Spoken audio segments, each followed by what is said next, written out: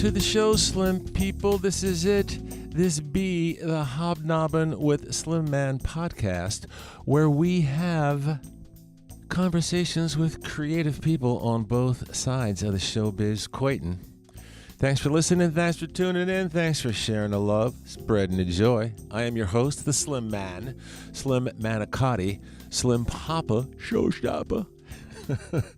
And in this episode, we are going to drop in on my chat with Eddie Gore. He's a producer in Nashville, a really talented guy who has a studio at RCA, the legendary RCA Studios in Nashville, where Elvis Presley, Dolly Parton, Waylon Jennings, all of them recorded there, and a whole lot of others. Eddie is a guy who's going to bring a smile to your face. He's got that kind of personality, Slim people. He's just a happy guy. But before we get started, let me fill you in on the goings-on at the Slim Shack right here in Palm Springs, California. Well, the ebook version of the Slim Man Cooks Cookbook comes out this Monday, September the 18th. At least that's what the publisher told me. And it's taken quite a while because we're trying to figure out how to include the music and the videos in the ebook version of the Slim Man Cooks Cookbook. Now, in the cookbook, there are 52 recipes, 52 stories, and 40 cooking videos. In the ebook version of the cookbook, there are 52 cooking videos. I made another dazzling dozen cooking videos so that every recipe in the ebook version of the Slim Man Cooks Cookbook has a video embedded so you can watch me, Slim Papa Showstopper, show you how to cook that particular dish. Anyway, the Slim Man Cooks Cookbook will be available as an ebook this Monday. I'll put a link up on the slimman.com website, and we shall see what happens, Slim people. What else? Well, I did a lot of unpacking from being on the road for a couple of weeks, and I had to get ready for the big CD release party in Palm Springs on Thursday. The day of the party, I made my favorite pre-show meal, a simple tomato sauce with penne rigate. I'll tell you how I did it. It takes only 25 minutes start to finish. All right, knowing how to cook a tomato sauce is a requirement for citizenship in Italy, so pay attention, Slim people. Get a can of Italian tomatoes. These days I've been using Cento tomatoes. They come in a 35-ounce can, and the can is lined, which is cool because I've been hearing some bad stuff about aluminum cans. But who the hell knows? So anyway, open a can of tomatoes, put them in a large bowl, then smush them up. Smush them with your hands. Dig in your mitts and squeeze the tomatoes. Get rid of any funky stuff, skin, stalks, and especially the little yellow stringy stems in the center. Then take a large saute pan, put it on medium-low heat, add a couple of tablespoons or so of olive oil, and add some crushed red pepper. And then take some garlic cloves. I use about 8 medium-sized garlic cloves. I smash them with the broadside of a knife, smash them good and flat. Then I remove the skin, and I put the garlic cloves in the olive oil. Then we're going to let them cook for a couple of minutes until the underside is pale gold. You don't want to burn your garlic. It gets bitter, tastes nasty, Slim people. So when the garlic is pale gold, turn it over on the other side and saute for a couple of minutes, just a minute or two, until it's pale gold. Then we're going to turn up the heat to high. We're going to add the smushed up tomatoes. Then we're going to add a teaspoon of salt. I use coarse kosher salt. And we're going to take about 6 or 7 fresh basil leaves, and we're going to snip them with the scissors right into the sauce. Let's give it a stir, and when it starts to bubble and boil, we are going to turn it down to low and let it simmer for about 20 minutes. And give it a stir every couple of minutes. And then after 20 minutes, we're going to snip another 6 basil leaves. Snip them right into the sauce with a pair of scissors. Give it a stir. Taste it for salt and adjust. And that's it. Oh, she's so nice. Anyway, it's a great sauce to put over pasta. You can use it in lasagna, manicotti, eggplant parmigiana, chicken cutlets. It's my favorite thing to eat before a big show. All right. The CD release party at the View in Palm Springs was a lot of fun. It was on the second floor of this really elegant place. A lot of folks came out, including Deanna Bogart. We hobnobbed with her a few weeks ago on the podcast, and Deanna told me that she was in Vegas and her hotel room got robbed of everything. All her clothes, her computer, her money, her sacks, they took everything. Anyway, Deanna told me that she got her sacks back, but nothing else. I told her she could wear some of my clothes, but I don't think she's my size. Anyway, I just texted Deanna and asked if I could help because I'm such a nice guy. Anyway, the CD release party for the Young at Heart CD was pretty cool. Palm Springs has got some really nice folks, and it was packed. A good time was had by all, and the next day, I was so tired. I've been running like a madman for about a month, and I was just plain tuckered out, slim people. But I thought maybe I should send out some Young at Heart CDs to some of the music biz folks that I know. So I put together a couple of packages to send out. I made one for George Schlatter. He's a guy who heard me sing when I did a party in Palm Springs for Barbara Sinatra, and George Schlatter was there. I sang all of Frank's songs with a trio, drums, piano, and bass. And when we took a break, someone came into the dressing room and told me that Mrs. Sinatra wanted to say hello. So I walked over to her table, and she said, "You're good, kid." That was it. 3 words. That's all she said. But I could tell she was digging the show. She was front and center and paying attention. She wasn't chatting or checking her cell phone. I was kind of flattered. It felt a bit weird singing Frank Sinatra songs for his wife, but at the same time, it was really cool. A couple of weeks later, I get a phone call. A guy with a gruff voice, kind of sounded like my dad. He told me he'd been calling all around Palm Springs trying to get in touch with me, and he introduced himself. It was George Schlatter. He asked me if I wanted to play a party, a private birthday party for a friend of his, a guy named Clive Davis. Wow! If you don't know who Clive Davis is, you should. He is truly a legend in the music biz. He signed everyone from Janis Joplin to Barry Manilow to Whitney Houston, Bruce Springsteen, Billy Joel, Alicia Keys, Santana, the list goes on and on. Well, I told George Schlatter that yes, I can do the Clive Davis birthday party. When I got off the phone, I Googled George Schlatter. He's a TV guy. He did Rowan and Martin's Laugh-In, and he's directed and produced dozens of TV specials, including one with Frank Sinatra. So a couple weeks later, I did the birthday party for Clive Davis. It was actually 2 parties. The first one was a old-fashioned cocktail party at a house Clive had rented. It was owned by a former TV mogul named Merv Griffin, and it had 10 bedrooms, 2 bungalows, 39 acres, horse barns, a small lake for boats, fountains, cement ponds. It was pretty amazing. And it was a pretty amazing cocktail party. And after the cocktail party, we went to a nearby restaurant which Clive had rented out. I was supposed to sing 8 songs, all Sinatra songs that Clive had picked out. And when I finished, well, Clive wanted me to keep on singing. So I kept on singing. I sang for quite a while.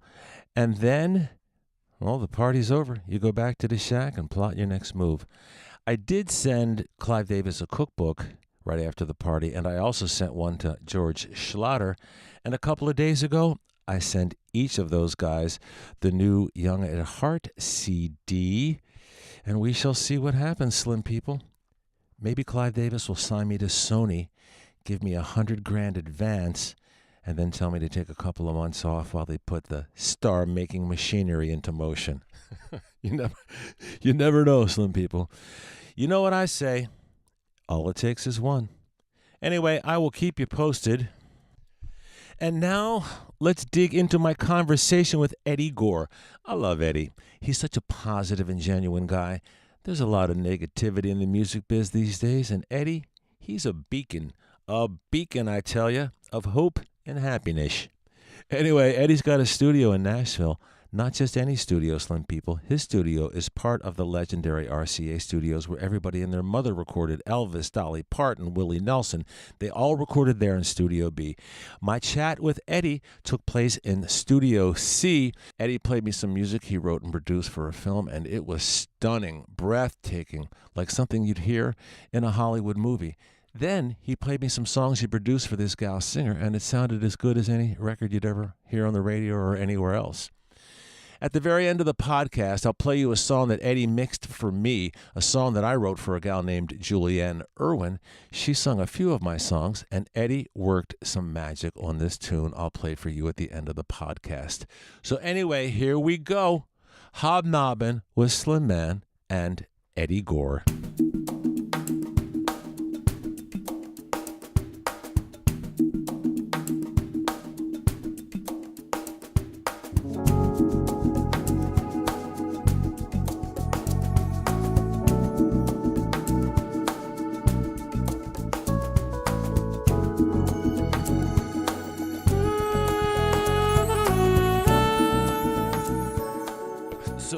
How long have you been here in RCA?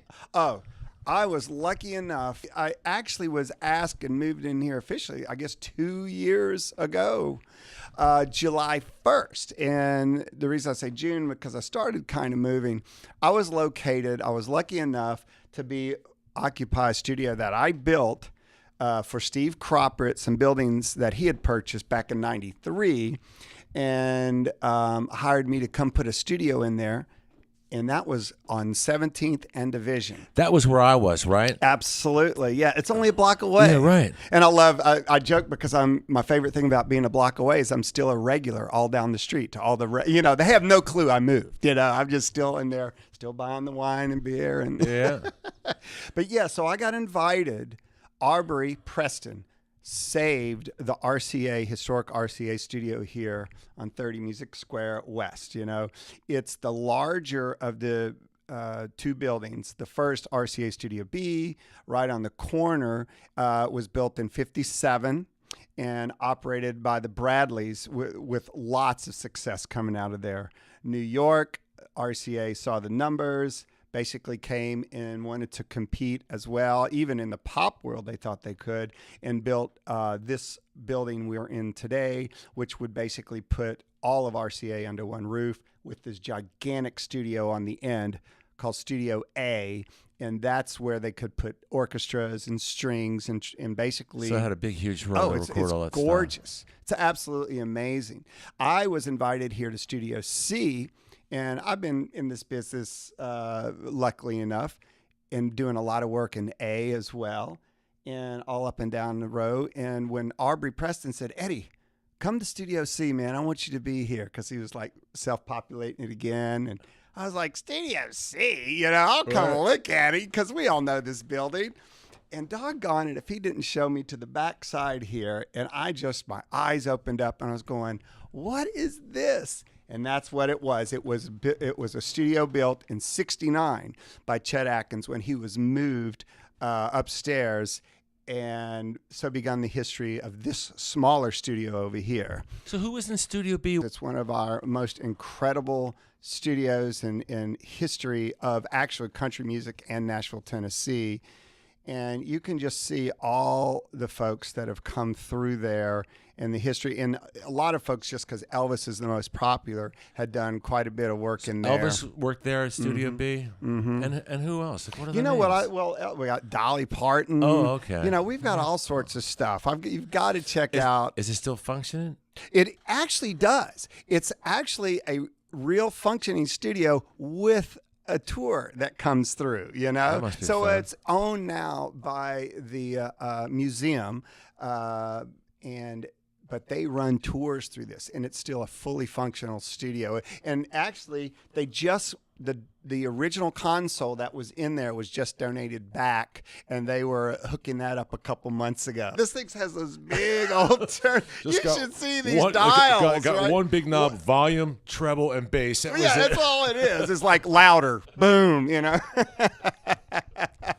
Nashville has, it came out with such a sound, right? Mm-hmm. And then you go, how far is Memphis? It's like 100 miles? Yeah, that's a big thing about... And then you go to Memphis, and it's a completely different sound. Like, it's like blues, gritty, you know what I mean? It's like...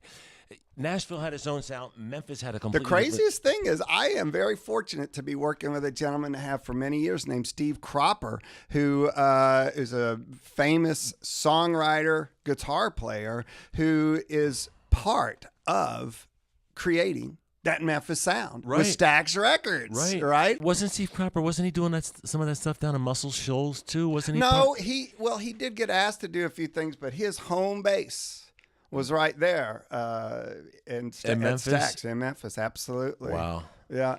Now I love I'm going to get you where you could do a little podcast with Cropper. He'll love to sit here and talk. Man.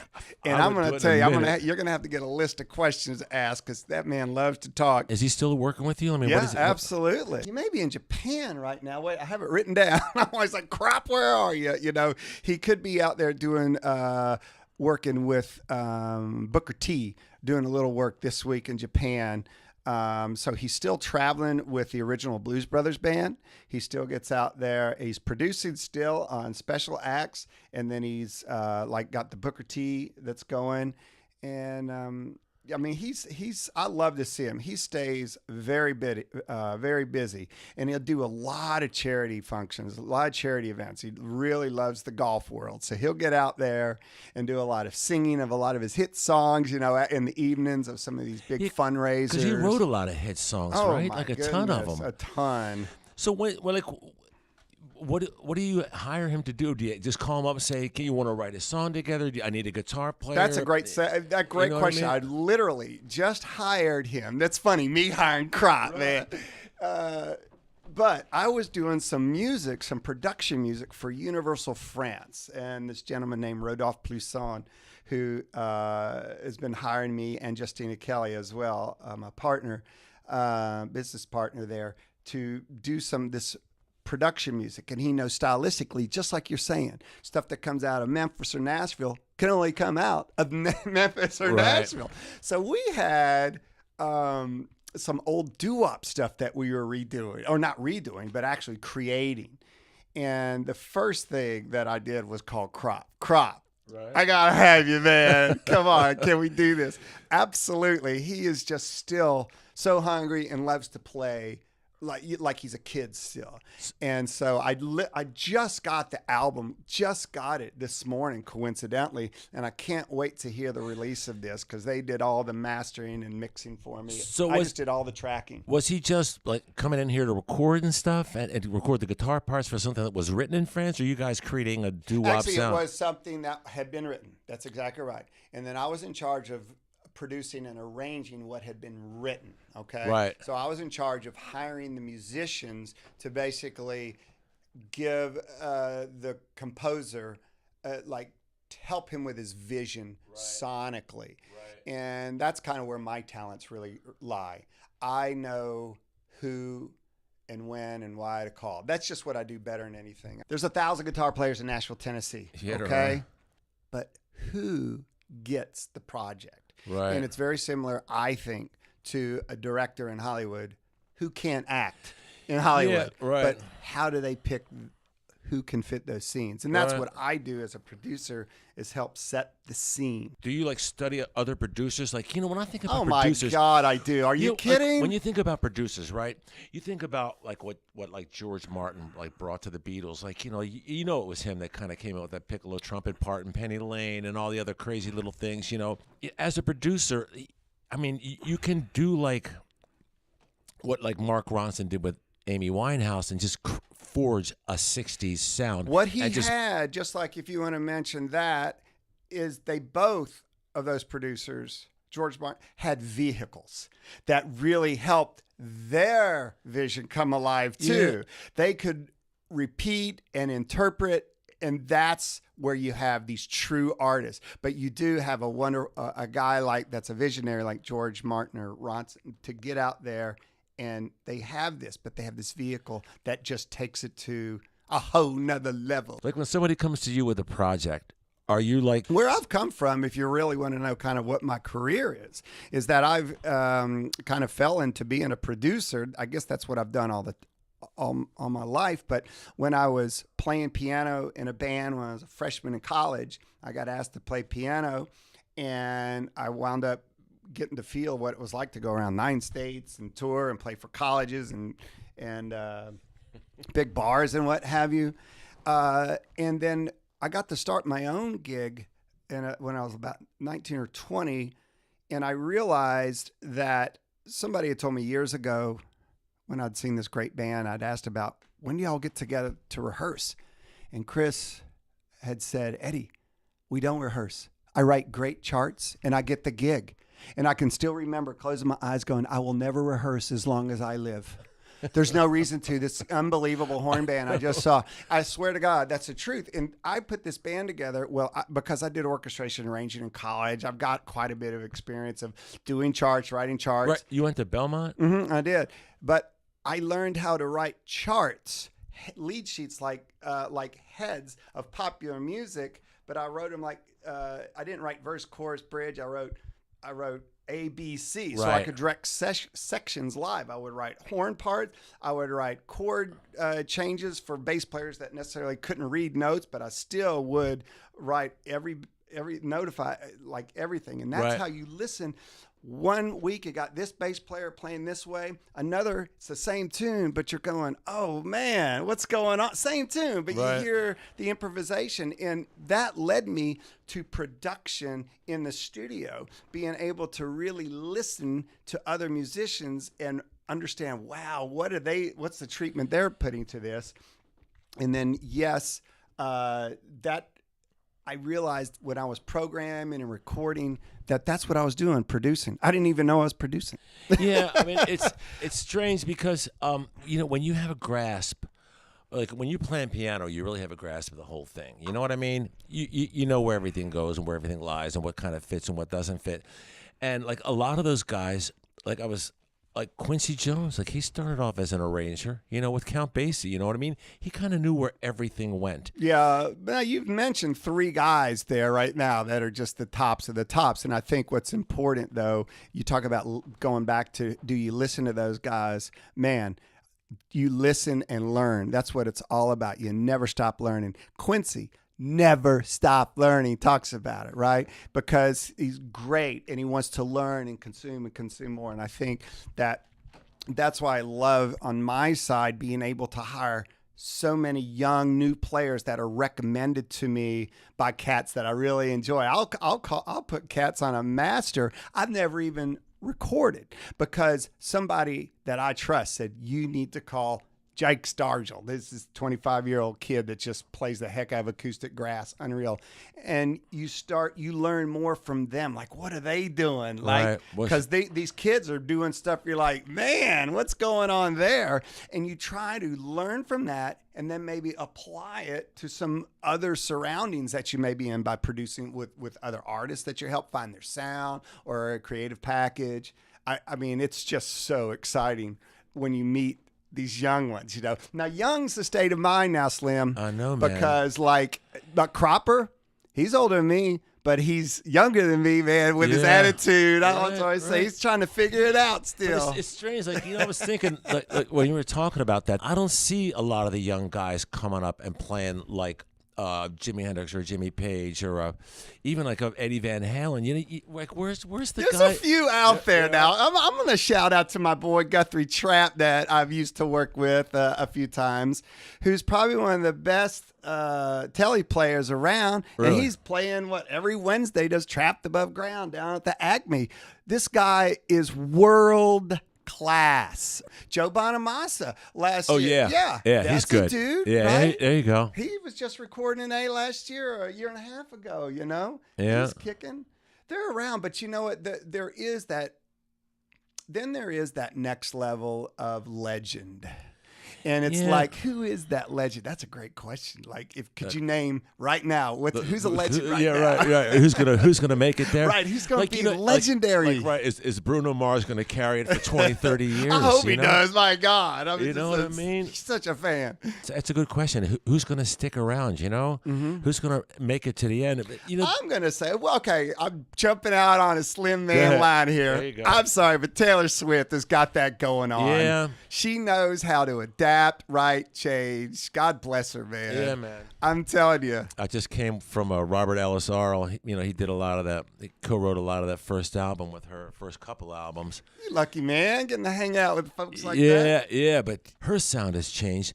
But what do you think? What do you think of those producers? But she's guys? still the same. Yeah, but not really. Like you think about when she was like kind of strumming a guitar. I'm 15 and I don't know what I want. You know, it's like I'm 18. I don't know what I want. And it's that kind of lost kid kind of in the All right, bedroom. I'll give a little something guitar. away. When I'm very lucky and I get to work with a lot of very young artists. You know, maybe young again, like in their career. Let's put it that way. And I'm hired to basically move them into a competitive level in the market world, right? Give them a competitive shot there. But one of the things that I always stress is that trying to find their core. Like the hardest artists, believe it or not, for me to work with are the ones that can sing anything. Yeah. Because who are they? Right. They can sing country, they can sing rock, they can sing pop, they sing jazz, and you're like, who the hell are you? That's an excellent point, because why wouldn't those people that win the competition, The Voice, go on to anything else? Because when you've got like just the voice and you can sing everything, it's tough. You gotta have a good team around you to find you. When a producer is so obviously putting his sound on something like a Max Martin, like at these, you know, like Dr. Luke, or even like a Giorgio Moroder, where you can tell like their sound so much they come to you for that sound. That's right. And so are you hiring? Yeah, right. You're hiring that sound, right? But whereas if you think about Mark Ronson and what he did with Amy Winehouse, right? And then he goes and does Bruno Mars, and it sounds like something out of 1980s synth pop. You know what I mean? So now you're talking my world. That's the kind of things that I look up to, guys that can change that genre and be just as super. That's what I wanted to ask you. Like when you're producing, you're not thinking, hey, let me put my stamp on this. You're thinking my stamp is honestly, as long as I can give that artist their voice and make them. That's where my stamp is, and I should be like cellophane tape. You can't see me. Yeah, you can't. Yeah, and that's where I'm most proud. Yeah, so you're not like saying, okay, let me put my little signature thing here. Let me do this there. You're just like, what does this artist need? What does this song need? Or you know, absolutely. And for me, it's that's. I don't know. It could be a smart business decision to do something like that, but it's also an ego that may get in the way of giving that artist what's best for them. Somebody's like, I want Eddie Gore to produce me. Are they coming to you? Are you going? I love it. My them? wife asks me that all the time. You know, how the hell do you get in any business? No, I'm just really. I mean, throw that in there. Do they call you? They do. I don't know how this works. I've been lucky enough that folks just kind of know me. And they call me. Everything that I produce or work on, to me, and it has to, at the end of the day, when it goes out my back door, it sounds like it's going in the marketplace somewhere. Right. Period. That's the reputation I have. No matter what the kind of cost is, if it's a small budget, a big budget, the quality is there to compete at the highest level in the marketplace. Right. That's probably the answer to that first question. But today, what I'm trying to do is I'd like to bring in a few more clients added to the ones I have that actually have that really solid second layer of marketing and moving and promotion. Right. I've worked so much in the years before with artists looking to get distribution, looking to get that next level of marketing. And so I really am trying to move that to finding artists or them coming to me that have a tour in place, they have distribution, they have a sponsor ready to place. Those are the kind of things that I think us producers really try to work with a little bit more, just so our work doesn't go, it goes and it does great for the artist, but there's nowhere, no one can hear it. It's just like, it's kind of like the songwriters, for heaven's sake, that are writing some of these great songs. And they never get heard. There's so many in Nashville. Oh my gosh, some of the songs I've heard. And they're just sitting there. I know. If the world could hear. I know. I like going to Patrick Clifford's office, and I'd sit there and I just sit there for like an hour on the couch, not a meeting or anything. I'm just, because, I've been friends with him for 100 years, and I'm like just sitting on the couch, and he's just playing song after song. And I'm like, what's wrong with that? Right. Just put that on the radio. Why do you have to find someone else to sing it? It's that good. Mm-hmm. The level of musicianship, production, songwriting, vocalizing, own every level. It was like about as far up the ladder as you could go without being like a superstar. And then you kind of realize that, it's just a couple of button pushes away from being a superstar, right? Being great. Yeah. Yeah.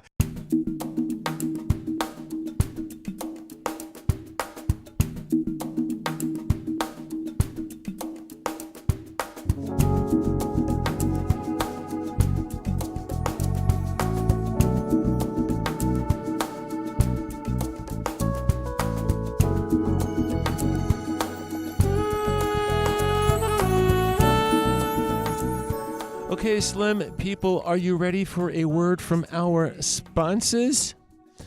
Let me tell you about Uline, one of my favorite businesses to deal with. I've been using Uline for years. Whenever I need shipping supplies for my CDs and cookbooks and aprons and coffee mugs, I call Uline. You know what I love about them? A human being answers the phone, a real live human being. They have your complete ordering history right in front of them, and you tell them what you want, and they ship it right away. I don't know how they do it, but they managed to get all my orders to me the next day without the big fees. Check out their website, uline.com. That's ULINE.com, or give them a call at 800-295-5510. I use them all the time, Slim people. Good folks to do biz with. Tell them Slim Man sent you. Another one of our sponsors here at Hobnobbin with Slim Man is the Foundation for International Aid to Animals, helping animals by helping people care for them. The FIAA is a nonprofit family foundation based right here in the USA. The FIAA has pioneered sterilization and treatment programs for homeless and sheltered dogs, and it also helps people with limited resources treat and care for their pets. Check out their website, aidtoanimals.org. You can find out about all the great work they're doing for abused and neglected animals all around the world. They give support to wildlife rescues, sanctuaries, and reintroduction programs. They've also funded documentaries to bring attention to the problems of homeless and unprotected animals. It's a real inspiration to see an organization that cares so much, that does so much to help. And if you get inspired, there's a donate button. That's aidtoanimals.org. Are you looking to buy or sell a home in the Palm Springs area?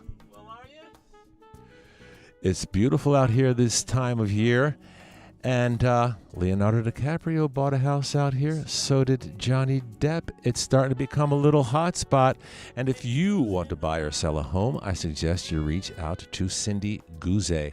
She's with Berkshire Hathaway. They're a good company.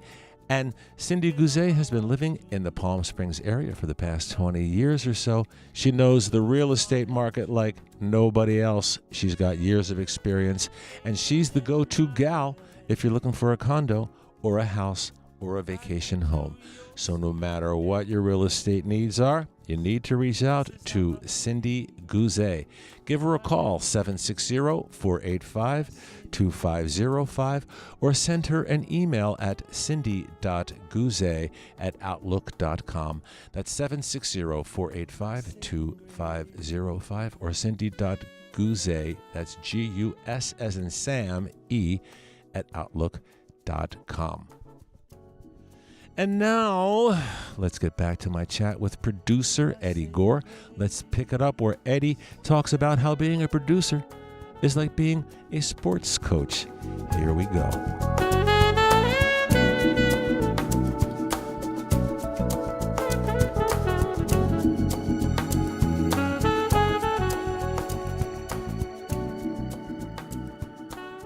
It's almost like I'm a coach. I may not be able to hit 350, right, but I can help your hitting. Yeah, or I may not be able to hit that ball 320. Right. You know, that golf ball, but I can certainly, Yeah. I can see, and I can help you there. And that's where I can help so much. Yeah, and I love being able to know these great players, to be able to try to put them. That's a good point. You know, like Tommy Lasorda, that he couldn't hit a 360-foot home run. You know what I mean? Greg Popovich, he can't sink 23 pointers in a row, but they know how to get that out of the guys. They get them out of the guys, and that's That's kind of like your job That's as what a my producer. job is, absolutely. And some of my favorite works is with some, I mean, I can name the Walt Scotts, the Dane Bryants. I start going with some of these piano players that they have more talent in their pinky than I have in my whole body, is what I'm trying to say. But to be able to still direct and move them and make them go, oh, cool. Do you know what I'm saying? Yeah. There is something that you can offer these brilliant musicians. Are you using the same guys and gals when you go into a session? Like, I need. What a great question. Are you searching around? There's a few go-to cats that I call, but I make it's so important that I have different players on almost every session because, again, it's about what the artist or the performance or what that is to sound like. And again, I wouldn't be doing them justice if I had the same cats on each record. You get the same cats on this record, then you get the same cats playing at this studio on that one, then you go over to this studio and you get the same cats. Holy crap, it sounds incredible. However, this is where I like to say, who can tell the difference between that performance of really, really good and great? Yeah. And that's where the problem lies, because a lot of that's just really, really good. Yeah. And I aspire to great, but it takes different little teams in different scenarios, different setups to get to great. In music, especially when you're producing vocalists, it's not how great the guy or gal sings. It's like the uniqueness of their voice. You know what I mean? Absolutely. Like Hendrix, hated his voice. Do you know what I mean? Bob Dylan wasn't a really great singer. I don't think, Mick Jagger was the greatest singer, but I know there was a style, there was an emotional commitment, there was, it's a connection. I like what you said. There's a sincerity. Yeah. That's what's the connection. It's like you believe him. Yeah, right. Period. Right. I believe I believe it. Yeah, I believe what you're selling. I'm gonna buy. I'm buying. Yeah. Right. You can have an Adele who's got just this great voice, and that album, a couple albums ago, every song was great, and I loved it. That real connection there. And then you can have other gals or guys that come off of the voice, and you're like, wow, what a great voice, but it just doesn't. No connection. No connection. I think that's what's a lot of the folks are missing today is just maybe a mentor or something to talk about performance, to really talk about engagement. They need to get out there, work their wares in front of an audience and see what they're buying. Yeah, I know. Of you, not in general, but are they listening to you? Are they believing in you? Right. And you have to get out there and do that. Yeah, it's essential. Once you get out there in front of an audience, and you go out there and I'm going to do this and I'm going to do that, and this is going to kill. And then the songs that sometimes you think are going to kill, don't. The songs you think are sometimes just sleepers, people go crazy over, and you begin to learn how to connect with an audience. You begin to get a inner sense of what to do, because if you look back, you study and you go, oh wait, so what was there? Yeah, what happened? And you kind of already know. And you go, what is that little tangible there? You think about the old like Jerry Wexler, a producer, who produced all that Atlantic Records stuff. How did he come up with all that stuff? You know what I mean? Like to take like somebody like Aretha Franklin from being on Columbia and doing all this pop, stringy, and all of a sudden she's doing Respect, I mean, it really. I wish Crop was here. We'd even tell you they were best friends. Yeah, really? So close with Atlantic stuff. Yeah, and but that's right. I mean, it's a visionary, and for me, it was, if I were to just look back and go, well, he saw her for what she was and who she really is. You know? Yeah, there's a guy that took an artist and had her found her voice. You know what I mean? Absolutely. It's exactly what you're talking about a couple minutes ago. Your job as a producer is to get that artist to find their voice and to find their style, that thing that makes people connect. And it takes doing it. It does. Ray Charles talks about it. He loved the Nat King Cole, and that's all he was singing in his early career. But at least he was doing it. And then you find out what not to do. It's which is just as important as what to do. He found his own voice, Ray Charles, by getting a whole lot more gritty than Nat King Cole doing all that smooth stuff. Same thing with Frank Sinatra. When he came out, everybody wanted to sound like Bing Crosby. Like Frank Sinatra, I've read a whole bunch of books about it. He wanted to sound like Bing Crosby. Dean Martin wanted to sound like Bing Crosby. Right? So they come out and use some of the early Sinatra records. He sounds just like Bing Crosby. It wasn't until, 10, 15 years later, he's hooking up with Nelson Riddle, and all of a sudden he's got his voice and he's swinging, and he's, you know what I mean? He's not just. But he's doing it, and I encourage my young artists, to be doing it, to get out there, to get some sort of where you can have a give and take from whether it's just your brothers and sisters in there, or you got a little, you're doing a guitar pool and you got 30 people in there. You have to be perfecting your craft. One of the things that through the years that I've had to learn to do is because I have only been given very short windows of time to produce. And there are some things through the years that I have learned how to help shortcut through a few things. And the way I do that is by going through the past of what has the artist done? What have we discovered? Who are you imitating? Who are you mimicking? What are you writing about? And so it has to be there for me to even begin to start to defining and start to help this artist discover who they are by listening to everything they've done. And I'm just telling all the young artists, just put everything you can on tape, no matter what. Don't wait till it's perfect. Don't wait. How did you get your start? I mean, I know you went to college. Honestly, when I was, I'll tell a very funny story. We moved here when I was very little to Nashville. My dad was a pro ball player out of University of Houston. Baseball? And he was with Oakland, and then he wound up going into the service, into the Air Force as an officer, and that's where I was the Air Force brat for a while. But when he got hired by IBM out of the Air Force, and he moved from Houston. He met my mother's from New Orleans. My whole family's New Orleans and Houston. They went to University of Houston. He moved up to Nashville, and here we have a men's league, Knights of Columbus, a little men's club, and they had a softball team, and my dad would play softball for the Knights of Columbus team, and he was the guy that would hit the ball into the river, Right. So back in the day, RCA, Polygram, ABC, Dot Records all had softball teams. Oh. They all wanted my dad on the team. Oh. So they would pack the back of our Fiat or our Dodge Dart with all these records to keep my dad playing for the team. So I grew up listening to all this music.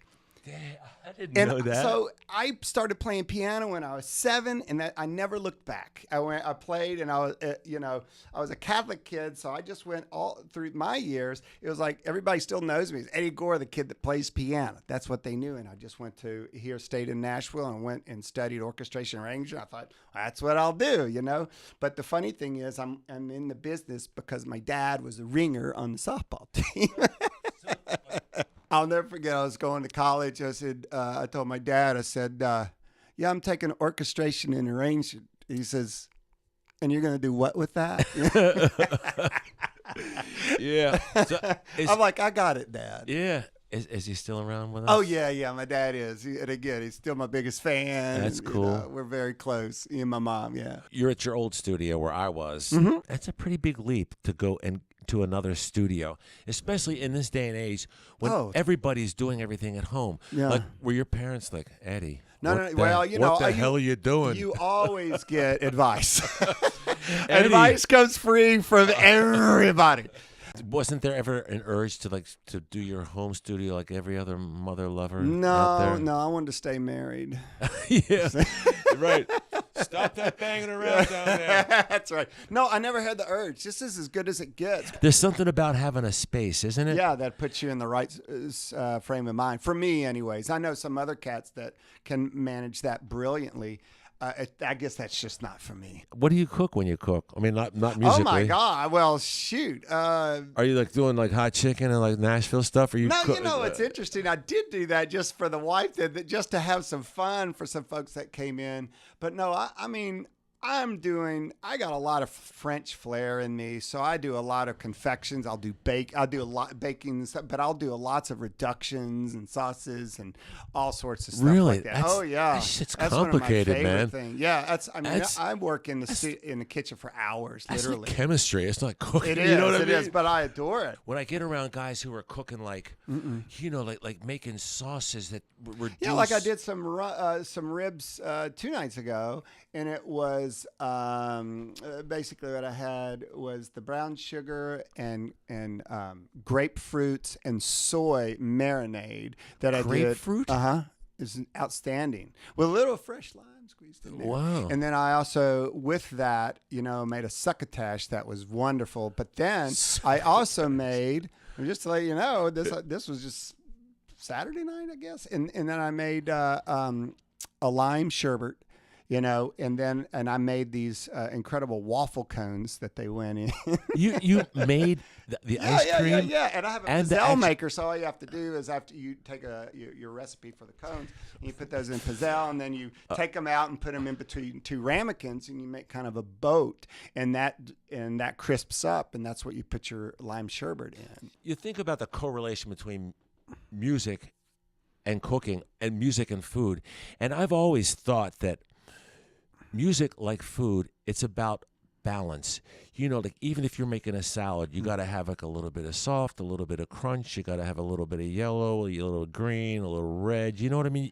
It's like in a song or in a production, right? Mm-hmm. You got too much bass, or it's like 3 bass guitars or something. You know what I mean? It's like you got to have balance. You got to have some bass. You got to have some trebly things going on, like a Telecaster guitar, right? Mm-hmm. It's very similar to the way you put together a dish as the way you put together a song structure, especially as a producer. Yeah, in cooking too, I can still remember, because that's what I did for my kids. I cooked constantly, and they stayed home all the time because Daddy was cooking, and it was like that's one of the best thing I did for my kids, keep them out of troubles. I just cooked everything.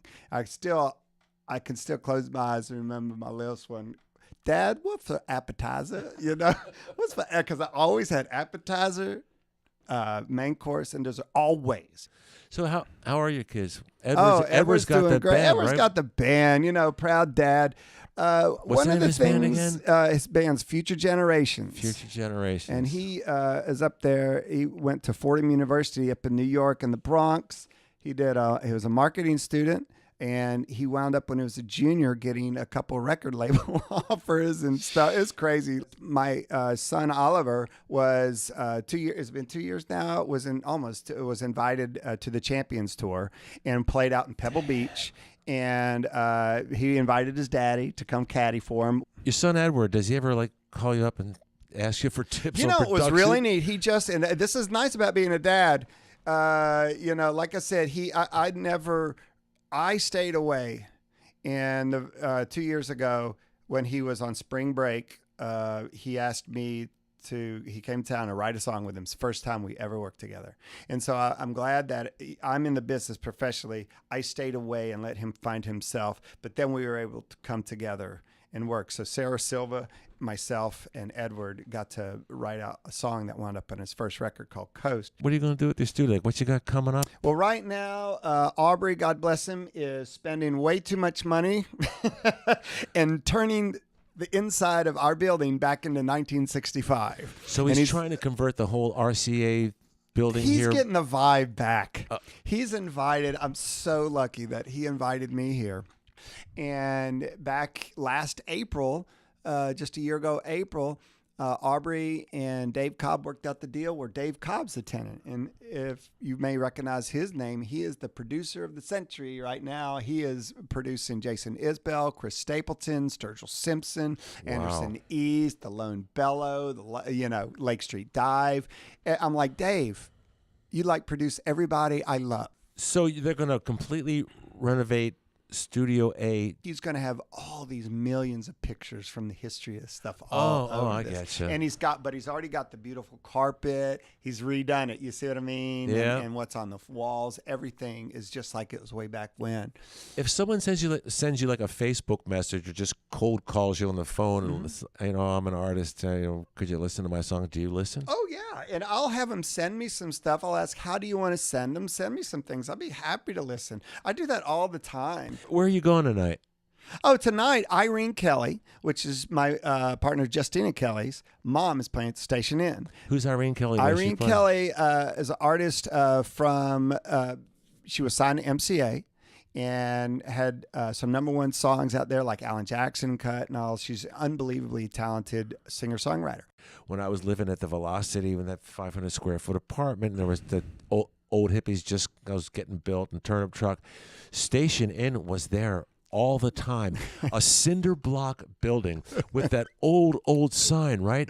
And when I was driving by today, you see these multi-storied glass Crazy, and right? surrounding 5-story hotels surrounding the place. It looks like I mean, Manhattan. 5 stars. What I meant to say, surrounding this place, right? There's beautiful hotels, and there's the Station. Little Inn. bitty thing, like a little cinder block building with that old sign on. Yeah, with the same menu from 50 years ago. Yeah, I know. You got to come to that there. Right. We'll do it. All right, thanks, Eddie. Hey, thank you, Slim. Yeah, man, this has my been pleasure. awesome. Great to see you. Yeah.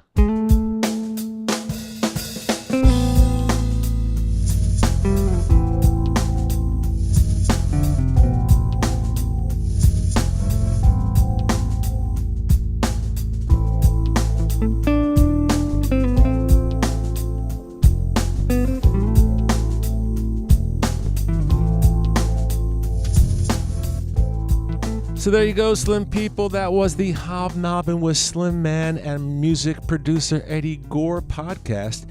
Eddie produced and mixed a couple songs for me a couple years ago, and he did such an excellent job. Now let me give Eddie a little pitch right here. If you're looking for someone to produce or mix your music, no matter if it's for film or songs you've written, whatever it is, I got to tell you that Eddie does great work. Nothing goes out his door unless it's the absolute highest quality. He's a pleasure to work with. And his studio, Studio C in the RCA complex in Nashville, well, it's a piece of Nashville history. So let's check out a song that Eddie Gore mixed for the Slim One in Nashville, Tennessee, a song I wrote that was sung by Julianne Irwin, a most excellent vocalist from Baltimore who was going to school in Nashville when she sang this song. It's a tune called One More Try. Let's give it one more try. I know we don't always see things eye to eye, but it's very plain to see you were meant for me. Let's give it one more try. Let's give it one more chance. I have loved you since the first time that we danced. For me there is no doubt we can work it all out. Let's give it one more chance. And when I think of all that we've been through, it hasn't been an easy road, it's true. And if you didn't mean so much to me, I'd turn and walk away. Let's make a brand new start. I'll do anything to ease your aching heart. Darling, can't you see you're my everything? Let's make a brand new start. Whenever something's wrong, one thing I know, you choose to work it out or let it go. And if you didn't mean the world to me, I'd turn and walk away. Let's give it one more try. I know we can take this wrong and make it right. And it's very plain to see that my eyes see the tears that I cried. Let's give it one more try. Let's give it